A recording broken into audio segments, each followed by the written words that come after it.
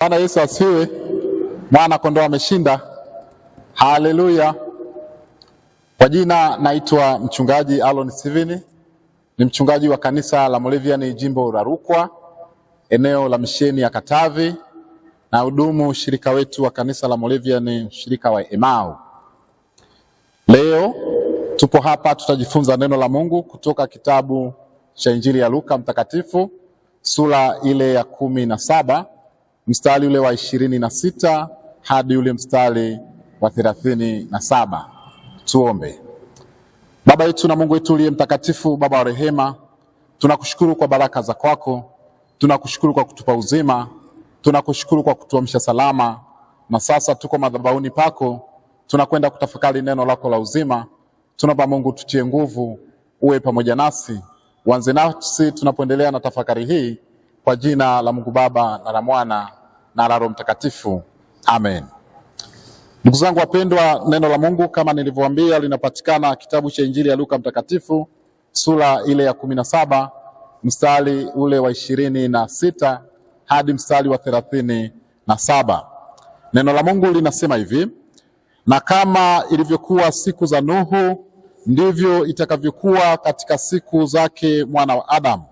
Walikuwa wakila na kunywa, walikuwa wakioa na kuolewa, hata siku ile ya Nuhu alipoingia katika safina, gharika ikashuka ikawaangamiza wote.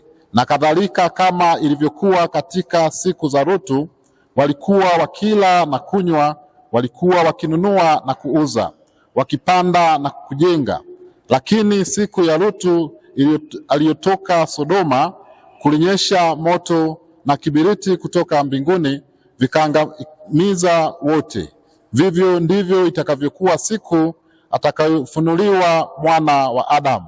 Katika siku ile aliye juu ya dari na vyombo vyake vimo ndani ya nyumba, asishuke ili kuvitwaa. Na kadhalika aliye shambani asirejee nyuma. Mkumbukeni mke wa Lutu. Mtu yeyote atakaye kuiponya nafsi yake ataiangamiza, na yeye yote atakayeiangamiza ataiponya. Nawaambia, usiku huo watakuwa katika kitanda kimoja, mmoja atwaliwa na mmoja aachwa.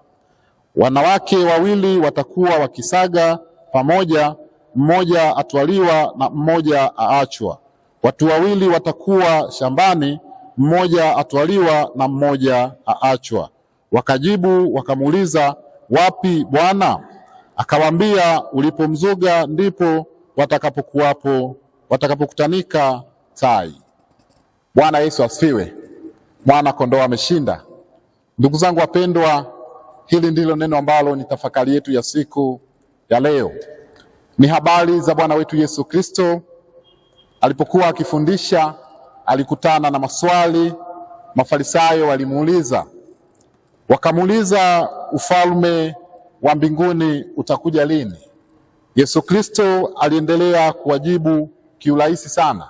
Akawaambia, kama vile ilivyokuwa wakati wa Lutu, hivyo ndivyo itakavyokuwa, na kama vile ilivyokuwa wakati wa Nuhu, ndivyo itakavyokuwa siku hizo za mwisho.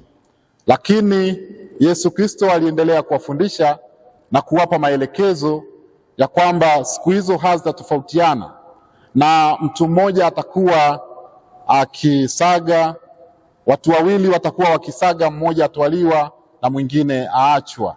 Watu wawili watakuwa shambani, lakini mmoja atwaliwa na mwingine aachwa. Ndugu zangu wapendwa, unaona kabisa kwamba matamanio ya Mafarisayo walitamani wangeuliza swali hili kwamba ufalme wa Mungu utakuwa lini, nao wajibiwe kwamba itakuwa siku fulani, wakatajiwa na tarehe na mwezi. Lakini Yesu aliwaambia neno la msingi sana, akasema ufalme wa Mungu mnao, lakini hawakuelewa. Ndugu zangu wapendwa, wakati ule ukisoma kitabu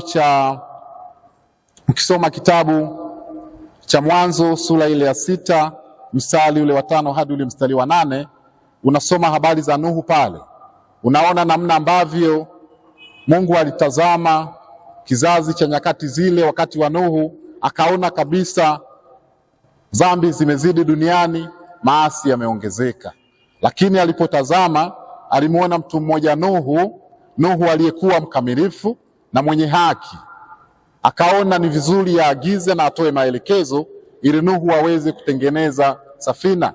Na katika safina ile ilipomalizika, Nuhu pamoja na kizazi chake na kila wanyama ambao Mungu alipenda waingie katika eneo lile, katika safina ile, waliingia.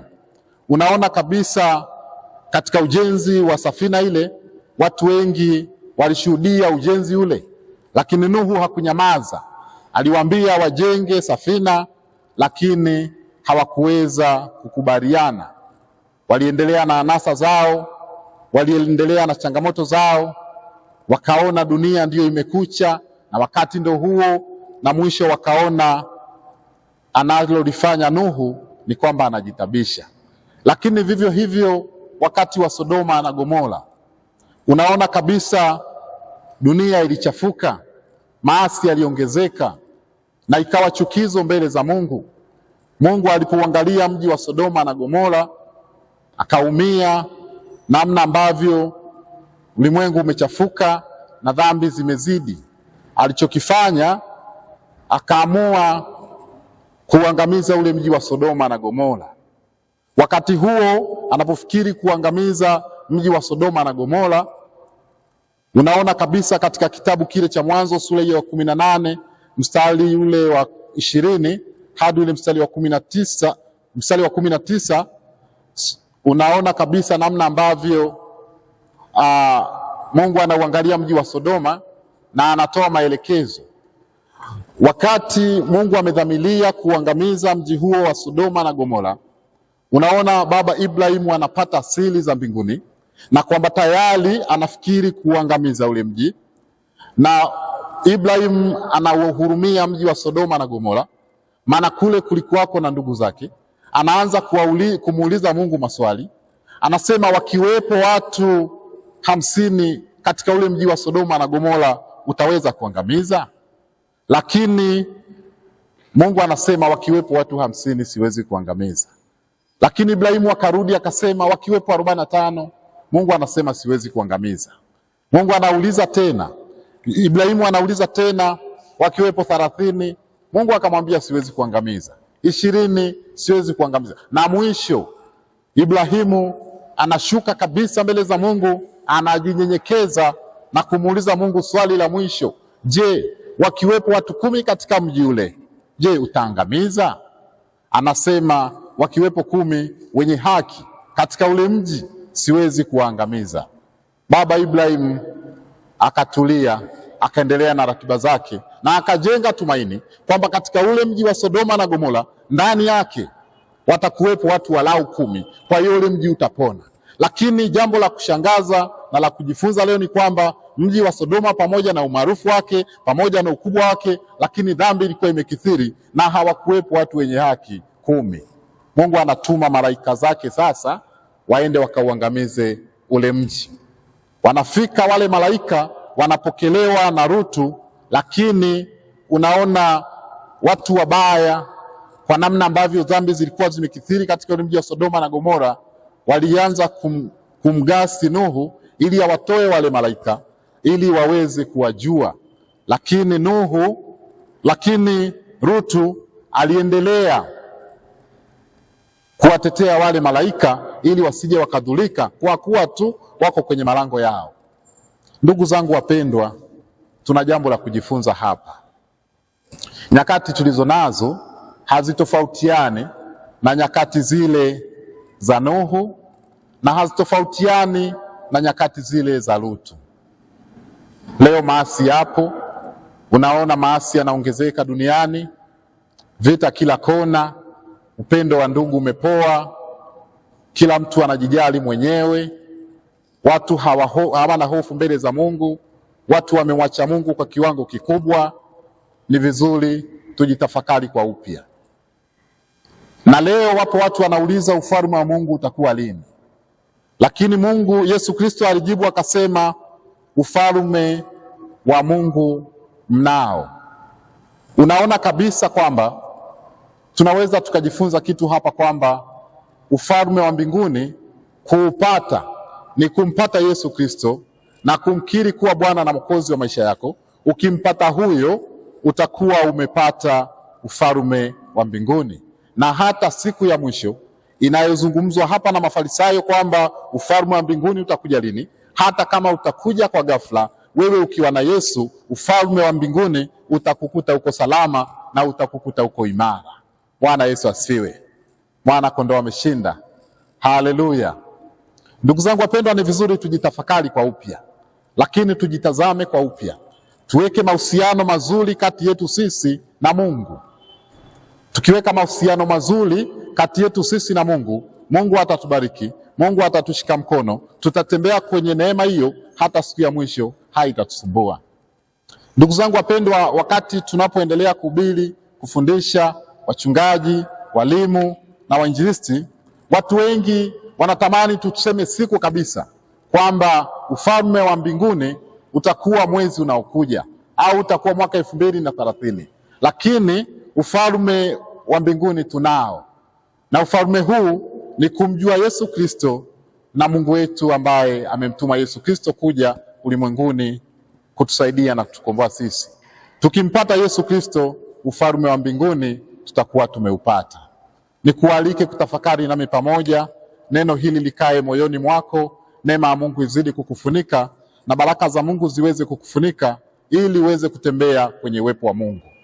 Dunia kama mnavyoiona ndugu zangu wapendwa, dunia inapita na mambo yake, lakini ni vizuri mtu binafsi, mtu mmoja mmoja, kuendelea kutafakari juu ya ukuu wa Mungu na kutembea kwenye uwepo wa Mungu, ili katika uwepo huo wewe uwe salama. Maisha ya duniani ni mafupi ndugu zangu wapendwa, na ile siku ya mwana wa Adamu itakuja ghafla, kama vile ilivyokuwa wakati wa Nuhu na kama vile ilivyokuwa wakati wa Sodoma na Gomora. Watu wengi walikuwa wakila na kunywa, walikuwa wakilima, walikuwa wanaendelea na shughuli zao kama kawaida. Na kama hivi ambavyo tunaendelea leo, haitakuwa kuna utofauti namna ambavyo tunafanya kazi leo. Ukiwa kazini kwako, ukiwa ofisini kwako, ukiwa nyumbani kwako, ili mradi una Yesu, utakuwa umeupata ufalme wa mbinguni. Na katika nafasi hiyo hiyo ya ufalme huo, hata Yesu Kristo mwana wa Adamu akirudi kwa ghafla, ndivyo hivyo ambavyo wewe utakuwa unanyakuliwa kuingia katika ufalme wake. Ndugu zangu wapendwa, niwaombe wote tuendelee kutafakari juu ya ukuu wa Mungu na juu ya kumtafuta Mungu kwenye maisha na juu ya kukaa kwenye uwepo wake, na Mungu atawabariki. Amen. Tuombe. Baba yetu na Mungu wetu uliye mtakatifu, Baba wa rehema, Baba, ninakushukuru kwa ajili ya pendo lako.